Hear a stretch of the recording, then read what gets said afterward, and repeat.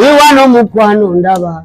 Ndi wano e Washington DC nawe. Nsanze KAIYZ nangamba ize. KAIYZ kawalya baby ize. Angambye buli kimu kyoyagala kankutwale wano downtown byonna birabe. Kusativa nebu indika mano kaba. Everything yapinyam de. Yapinyam maliko ting. Yapinyam maliko indika. Grabba. Wali patinya de so de. Wali patinya fi one. Go. Okay. Tomorrow for KAIYZ-AMERICAN Dream. Unakolwayo ndi Chicago. Ngezaho kulaba ngeri means of transport wezenyezo okozesako emasobola okubanga nnyingi mu states ez'enjawulo.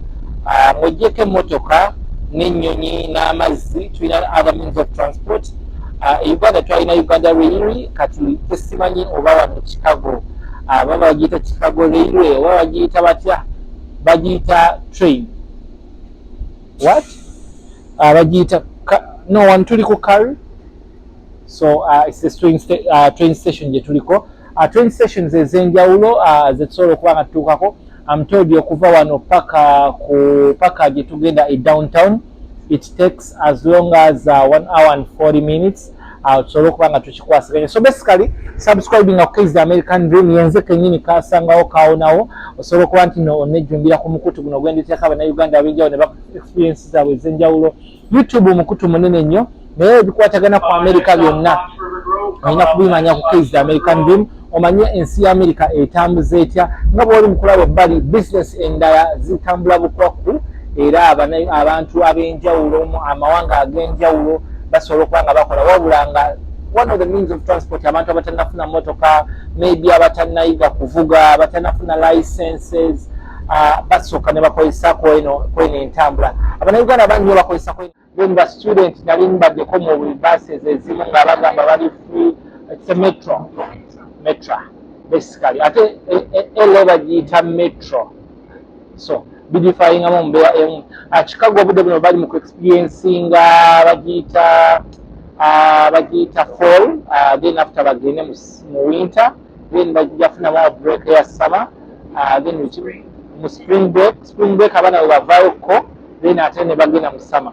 Anyway, nange nakajja mu byabo ebimu ojja kuntereeza naye nga nkukubiriza nti omukutu musubscribingeko gusharingeko manya nti buli kitambula mu ggwanga tukiraba naye tetwasalawo buli kimu kukiteeka mu America. KAIYZ-AMERICAN Dream tuba tusaka ab'enjawulo ngenda bayita mwami Kyobe one of the presidents eri mu community z'abannayuganda naye nga is the president obudde buno mu Chicago yantegeezezzaako nti abantu almost 5,000 basobola okuba nti ne balivinga mu Chicago. Tulina states ezisoba 50 nazo zigamba zitegeeza abannayuganda nti ne basobola okuba nti babaamu. So wati olugendo banga tutambula nsiima nnyo omuntu oyo atuwa feedback natuwulira engeri ebikimu kigenda kitambuza tugenda takolinga ensonga ez'enjawulo osotolinza otya wotuuka otambula otya kati nga ndi balaga nti nno wano transport gye bayita ya metra buli kimu eyigawe kasavu kanyama osobola okuba nti nno generline ekintu kino asobola okuba nga tikwasigana but we're going to go for a short break. Tugenda wetutuuka mu downtown Chicago ngenda balaga business wezitambula enguudo zaabwe wezikwasaganyizibwa buli kimu kigenda bakitambula bulungi nnyo. Abantu abasubscribinga mumusinga nja nabagambye target yaffe omwaka guno njagala abasubscribers 5,000. Tobuuka bulango abalina business ez'enjawulo mu nsi ddala eziri first world ensinga UK ensinga Canada you are most welcome. N'abantu abeeyiya ekimu kisobola kitambula naye nga omuwulira kufuna instructions okuva eri omugoba wa train eno atubuulire kati ali mutulaba apparently njagala kusiga ekifaananyi nga wolaba ebitaala bya Jinja Road awaliwo train station naye munnaye kati baagizimbamu so yembeera eri mu ggwanga wetyo tugenda okuba kati twetuumyemu katono we shall come back shortly. So basically eno ye train system negyekola bweki almost tuvuzeewo for about 1 hour ekimu tulaba egyo kitambulamu. I love the fact that it is very comfortable.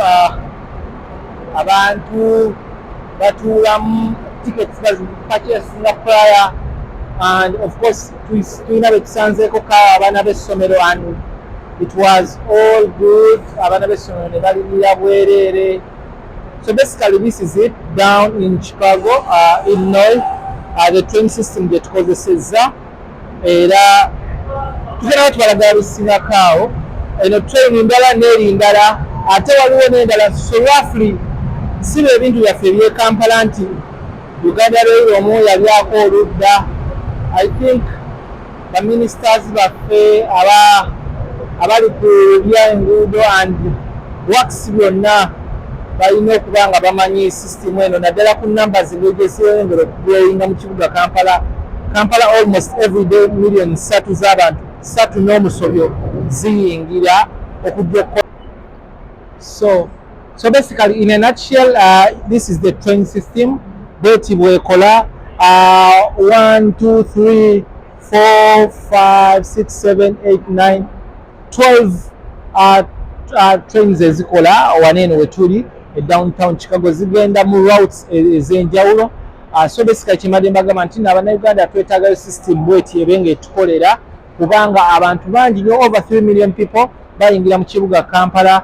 Naye munaye gavumenti yaffe nesulayo nagamba n'eriko ababoda ab'obugaali abataxi ne maika oba ze bayita passenger service vehicles okuba nino zeegiriisa naye nga twetaagayo a public means of transport okulaba nti n'omuntu newaaba ayina emmotoka naye ng'ayagala kudduka downtown maybe kidayira still to planning buli kimu ekiba nga kitambula nga bwe kirina okutambula. Ate ekirungi kyakyo it's not as expensive as omuntu wayinza okulowooza because for a few dollars osobola okuba nti nno ekintu okitambuza bulungi nnyo. So basically the downtown Chicago as you can all see abwetu tugenda oba nga tukikwasaganya tugenda kuba nno tu exploringa ebintu ebyenjawulo, experience the people, the culture, different states. Buli state gyoyagala okuba nti nno omanya ebikwatako you write it down mu comment section esobola nga tukitambuza. Ipi wange leero kamera egenda kuba nga etagala naye temutya tugenda ba tukikwasaganya bulungi back and forth but all in all tugenda tubalaga biki ebi happening amu bagamba olina bbaawo kamaani. So basically wetu tugenda okuba nga tubalaga kunyumirwa mbulamu si kufiirawo and we see how it all rolls down one in Illinois, Chicago. Let's smash up this one. So apparently this is how the traffic system works in Chicago, Illinois. Waiting was really bad. Etambula ngabuli mukulaba abantu basala according to what traffic says. So banotuka paka obudde tukasiba ebiri eyo kutusinga oli mu bitala bya Jinja Road. So officially tuba tugenze and so you have to cross osobola kubanga ocrossinga bulungi nnyo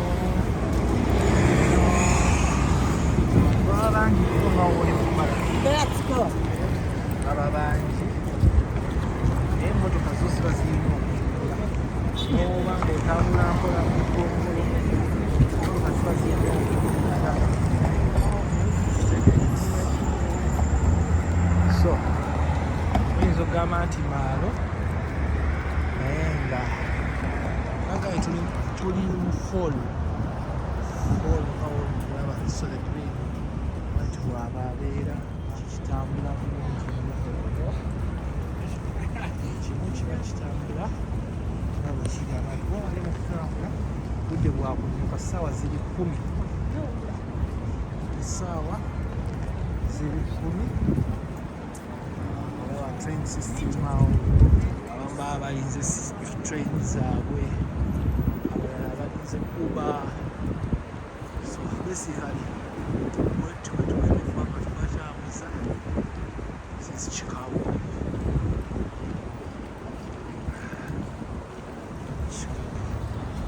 Waki bwafaanana oyinza omugeraageranyaako why Kampala Kampala yandibadde nga wealaba Kawempe but si Kawempe as people are trying to respect traffic lights. Abebigere balina right of way all the time.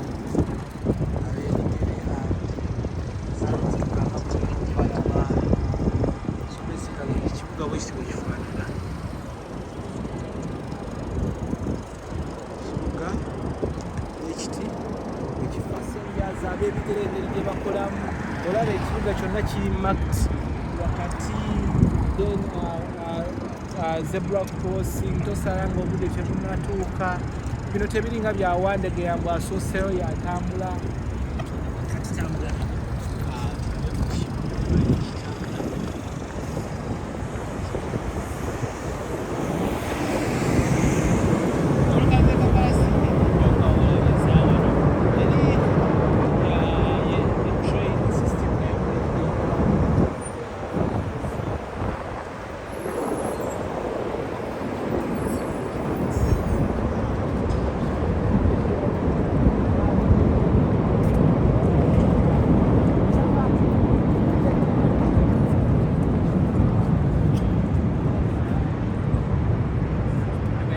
Yeah.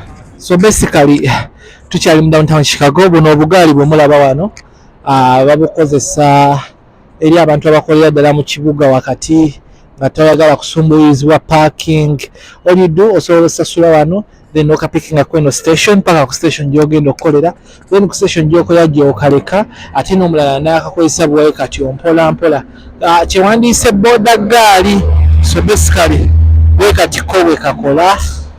Buli kimu oba nga okitambuza bulungi. Anyway, ebintu bingi nnyo ebyokwewuunyisa naye nga ffe tukyanyumirwamu.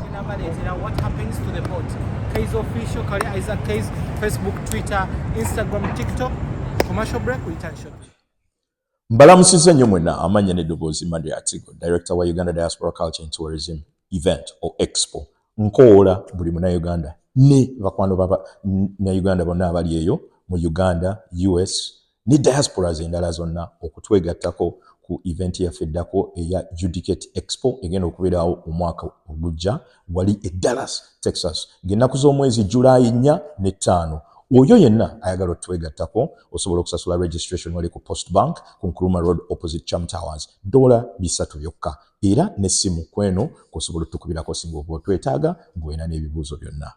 Global Events Canada ekutuusako second edition ya International Conference ku Healthcare ne Social Work nga ku luno tutunuulira Integrated Health ne Social Care System ng'eri ku mulamwa gwa Health in a Social Perspective. By international delegates mujja kusasula Canadian dollars 4 ate ba local students Canadian dollars 2. Conference eno egenda okubeerawo mu Juni nga 2 paka 2025 mu Toronto Metropolitan University. Eno nno International Conference eri eyaniriza buli omu okujja okwewandiisa nga international oba local delegate, era ng'okwewandiisa kati kwatandise dda ku www.eventbrite.ca/year/international conference on healthcare and social work 2025, era nga tickets ozifuna okuba +137288982 oba +1697852 ate bw'oyagala okwegata ku volunteer organizing team yaffe oba mobilization campaign team tufune ku info@globaleventscanada.ca oba tukubire ku +137288982 okumanya ebisingawo. If you do need to use the restrooms, please try and do so before the end of the ride. Sometimes at the end of the ride, we need to close them down for cleaning purposes. You wouldn't believe the things we find in there sometimes. And during the announcement, you may have noticed that they mentioned that smoking and vaping are not... Lead architect for the tallest building in the world. Does anybody know what that is? The Burj Khalifa in Dubai. If you want a sense of how tall the tallest building in the world is, look up to the top of Trump and double that. And we've got this black steel skyscraper, the American Medical Association building. It's architecturally significant insofar as it's Mies van der Rohe's final building. He died in 1969. This was completed in 1971. He is an internationally acclaimed architect who moved here from Germany to teach architecture at the Illinois Institute of Technology. And he brought with him what's known as the international style of architecture, which is defined by rejecting all non-essential ornamentation. Mises' philosophy was less is more. Now, because he moved here to teach architecture, you're going to see a very strong Misesian influence throughout Chicago. A lot of international style buildings.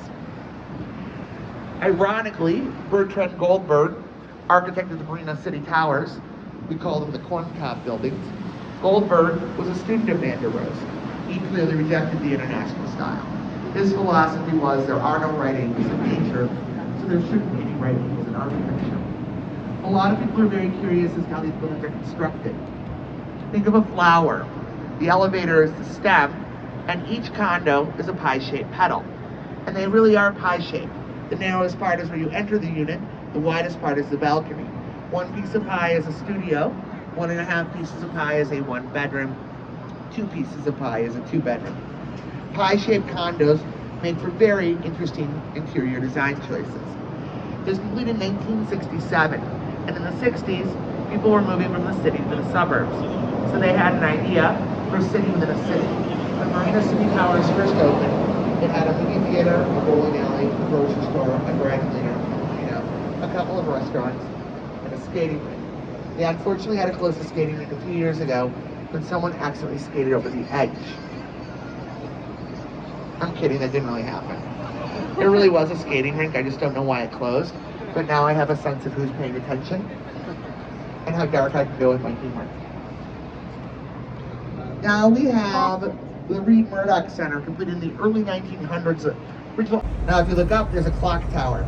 Lots of clock towers in Chicago. Anybody want to know why? 1900s, not everybody could afford an iPhone. And how else are you going to know what time it is? I can't afford one now. They're like $1,600. Then, on the other side of the South Street Bridge, we've got a blue green glass building with silver steel. 300 North LaSalle, completed in 2009. The architects are Picard and Chilton. And it is LEED certified platinum. So LEED stands for Leadership in Energy and Environmental Design. Platinum is the highest designation you can get. Lots of different features that make this building worthy of a platinum designation. It's got a rooftop garden to mitigate rainfall. It uses river water for its cooling system. So it takes the river water in, uses to cool down the air conditioner, and then spits it out a degree or two warmer. It is one of about a dozen buildings on the river that use river water for its cooling system. Then we have the Merchandise Mart of Chicago, completed in 1931. The architects are Graham, Anderson, Probst, and White. It is Art Deco. Art Deco is defined by having a limestone facade, strong vertical lines that draw your eye up, setbacks, and geometric ornamentation. It's also the second largest building in the United States of America, with number 1 being the Pentagon. It's got 8 miles of hallway. That was originally built by Marshall Field to consolidate his warehouses. In 1945, he had a solitude of back taxes. Joseph P. Kennedy purchased it for $13 million. In 1998, the Kennedy family sold it for $575 million. That's smart. It was a parking lot that they didn't think would ever be very valuable. So they were going to throw it in on the deal in 98. The facilities manager convinced them they should hold on to it. And as you can see, they recently finished developing it. It's an area called Wolf Point, which is what was growing along the banks of the Chicago River. Now, we're going to head on to the North Branch. This is the only part of the tour where we're going to bounce between the 2 different banks. I'm going to let you know, in the direction of travel, what side of the boat to look on. We're going to start on the left-hand side, the first 4 buildings, beginning with this building with the arch. River Point, completed in 2017. The architects are Picard and Chilton.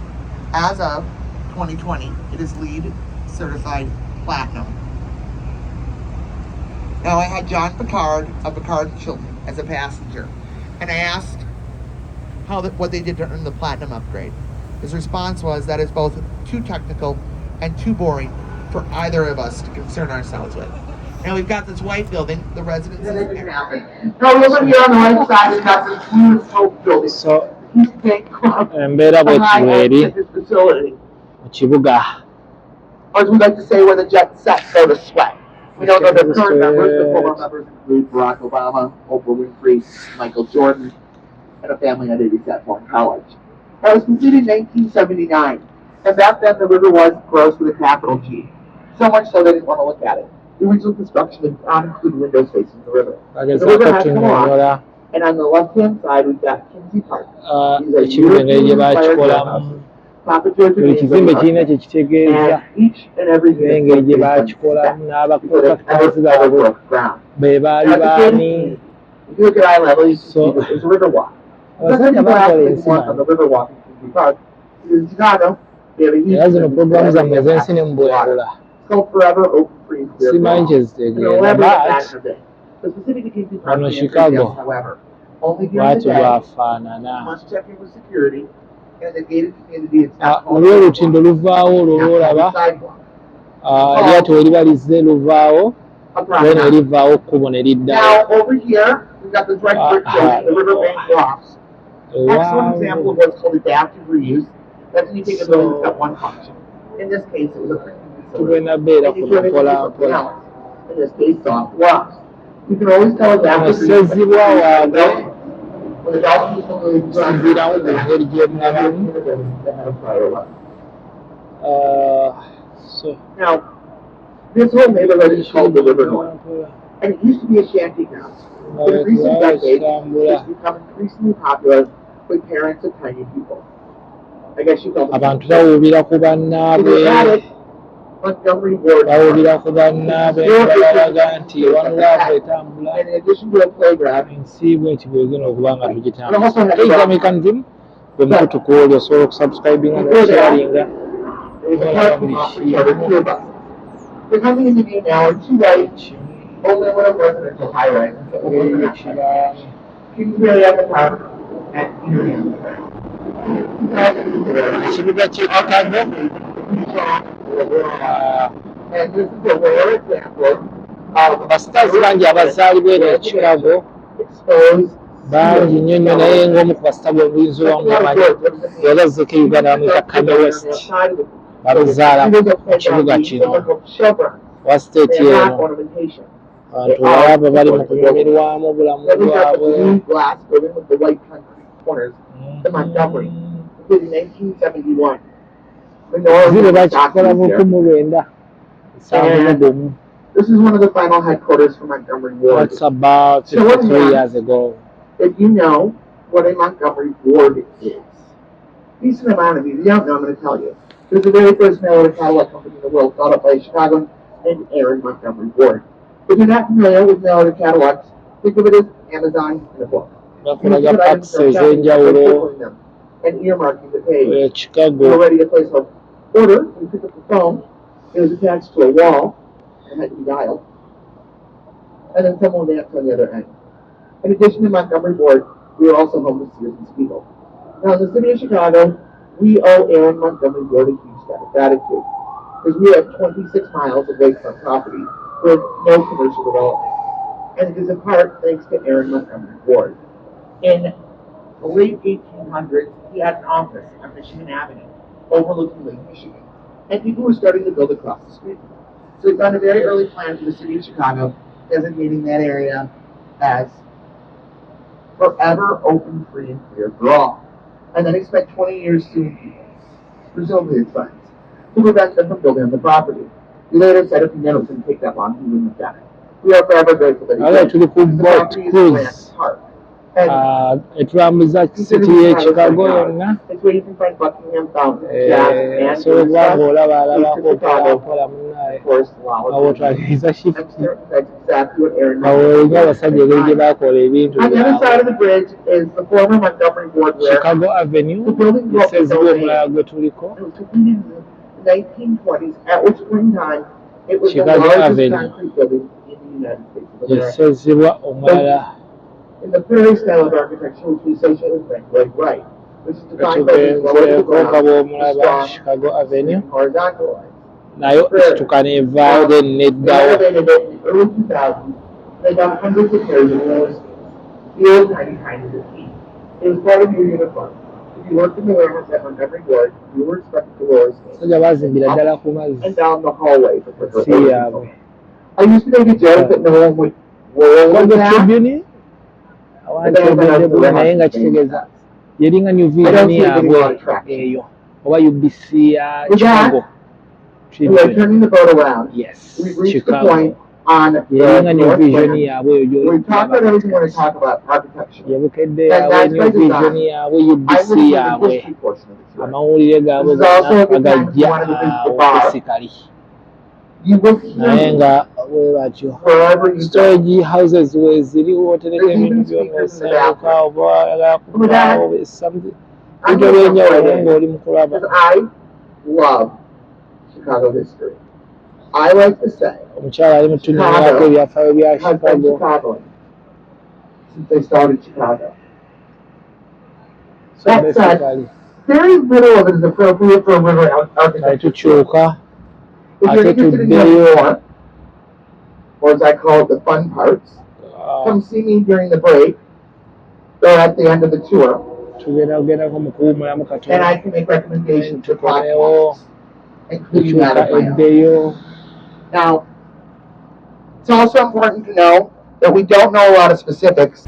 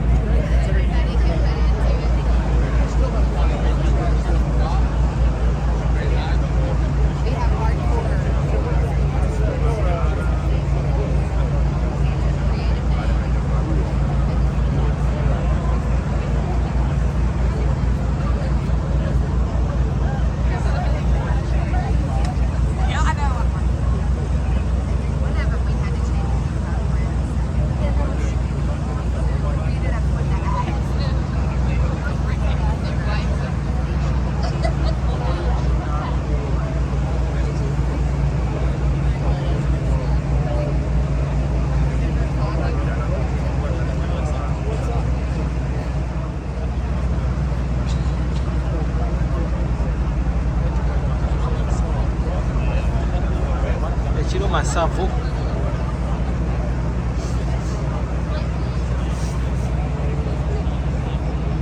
Kampala Road.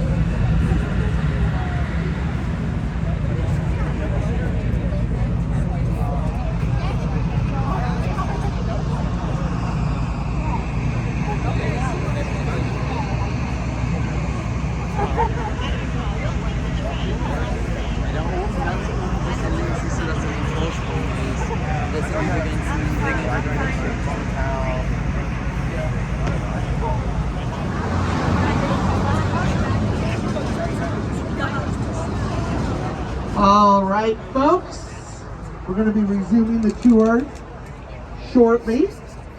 Just want to remind everybody, we do ask if you're going to have any conversations, be it in person or on the phone, if you could go downstairs. I recommend the bow of the boat. You'll get all the great views. You can do your thing while everyone else goes there. Now we've got this very tall black building with the flat roof and the two white antennas. This is the tallest building in the city of Chicago, the third tallest in the United States of America, and the 26th tallest in the world. It is 1,454 feet tall. When it was completed in 1974, it was the tallest building in the world, and it remained the tallest building in the world for 24 years. It was built to be the world headquarters for Sears. They actually sold the building and moved to the suburbs in the 1990s. Not a lot of people realize they sold the building because the new owners let us just keep calling it the Sears Tower for over a decade. After 9/11, the building had very low occupancy. So along came the Willis Insurance Group. They're an insurance company out of London. They were the brokerage company for the Titanic. And they came along and they offered a way for the building to stay afloat. It's just the tip of the iceberg. By renting 3 floors in exchange for the naming rights. So they rent 3 floors. They don't own the building, and they're not the principal tenant. Principal tenant is United Airlines. Dennis Graham is the lead architect. Dr. Bosworth Kahn is the structural engineer. And he is considered to be the Albert Einstein of structural engineers. So the building is made of what's called bundled tubular construction. It's 9 75-foot boxes that are bundled together to allow for the height and the wind, making it a very, very strong building.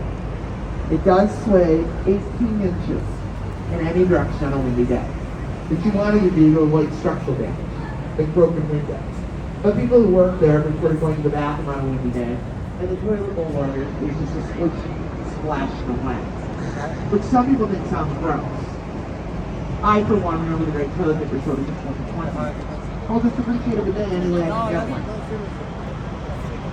Pandemic potty mouth. Now, we've got this red brick building, the Great Lakes building. And before that, it was KAIYZ-AMERICAN Dream. Nice meeting you. Nice meeting you. Hi, Alicia. Alyssa, I'm good. Alicia? Yes, This is my first time experiencing such thing, but it's so beautiful. it is beautiful. But my first time in Chicago, I like it. For how long have you been working here? 6 years. 6 years? How did I find it? I've Yeah, worked yeah. on boats since 2013, so I just Okay. came in for an interview. Oh, really? Really. You like it? I love it. Do you do it every day? Is it your full-time job? 4 to 5 days a week, and it is my 40 hours a week? job. Not 40, no. Oh. No, like 30, 25 to 30. Yes. How many people? I don't know our annual numbers. The boat's capacity is 290, and we're often sold out more than we're not. Okay. Yeah. What's so special about this boat? We've got the best tour guides in the city of Chicago. I know. I see. That's what's special about I it. like it. Thank I like you. it that you mentioned it. Yeah. Here we go. All right. Great talking to you. Subscribe to the YouTube channel, KAIYZ-AMERICAN Dream, and check out my podcast, Okay. Oh My Lord. Oh, you have a podcast? I have a podcast. What is it about?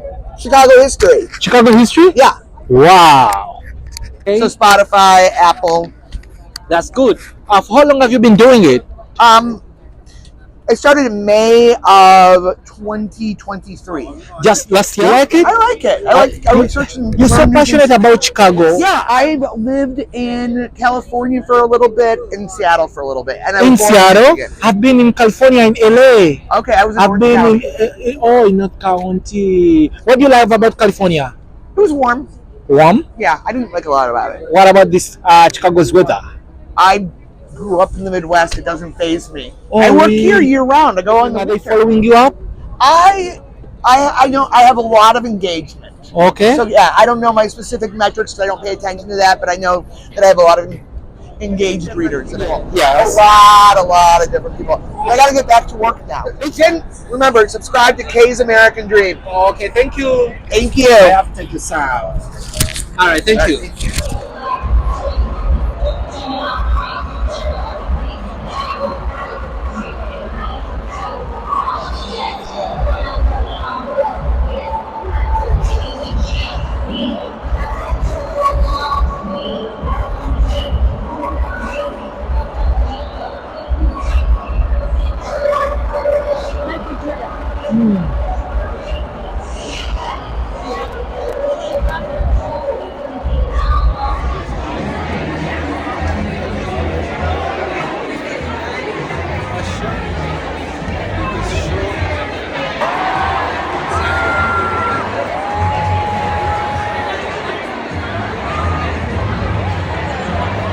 Okay, obweko omulungi nabagambye ndi Chicago United Center wetuli ekisinzidde ewagenda okubeera Usher Raymond and it's happening tonight. Nga wali mu kulaba abantu ab'enjawulo bali mu kuyingira kulaba one of the biggest stars in the world, that's Usher Raymond in downtown Chicago. Nabategeezezza ndino ngenda balaga live ye Chicago emisana then in the night, so it's happening right now. Abantu ab'enjawulo bagezaako okuyingira. I don't know if you can show the people abantu wali nga bayingira. Uganda tubeeramu ekifo bwekitya, honestly speaking. Kiri wakati, so basically, it's the big deal, Usher Raymond, it's happening. So mwenna mubeereko KAIYZ-AMERICAN Dream, buli kimu kibe nga kitambula bulungi. Tugende mu show, tubalage ekinaabaawo tujja kukomawo tubanyumize. It's happening. Global Events Canada ekutuusako second edition ya International Conference ku Healthcare ne Social Work. Nga ku luno tutunuulidde Integrated Health ne Social Care System ng'eri ku mulamwa gwa Health in a Social Perspective. By international delegates mujja kusasula Canadian dollars 4 ate ba local students Canadian dollars 2. Conference eno egenda okubeerawo mu Juni nga 2 paka 2025 mu Toronto Metropolitan University. Eno nno International Conference eriyaniriza buli omu okujja okwewandiisa nga international oba local delegate, era ng'okwewandiisa kati kwatandise dda ku www.eventbrite.ca/year/international conference on healthcare and social work 2025, era nga tickets ozifuna okuba +137288982 oba +1697852 ate bweyagala okwegatta ku volunteer organizing team yaffe oba mobilization campaign team tufune ku info@globaleventscanada.ca oba tukubire ku +137288982 okumanya ebisingawo.